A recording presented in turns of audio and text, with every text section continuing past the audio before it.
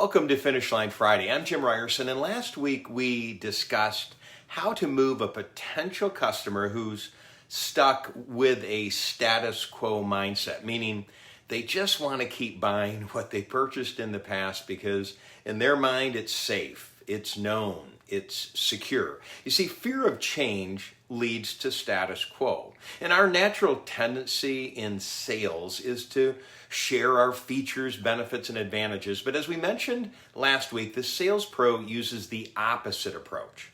The SalesPRO uses the power of loss aversion, basically planting the seed that there might be something the customer could lose if they simply continue to buy what they've always bought in the past. Now, here's the challenge. When you pair yourself with a negative, with loss in this case, it makes you negative.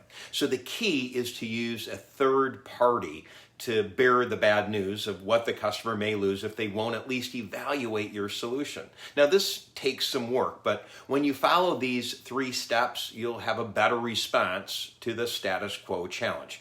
First, identify what the customer may lose if they don't use your product or service. Now, you may want to watch Shot of Octane video 151 to help identify those problems that your product or service addresses so that you can determine the areas where the customer may lose if they continue with status quo. Second, find third-party evidence of the reality of that loss. Now, this means articles, online references, and you want them to include the cost or the personal impact or the long-term consequences if they don't change. Finally, position the third-party evidence with something like, many of my clients were struggling with how to deal with this challenge. How do you see this impacting your business, your bottom line, or you personally?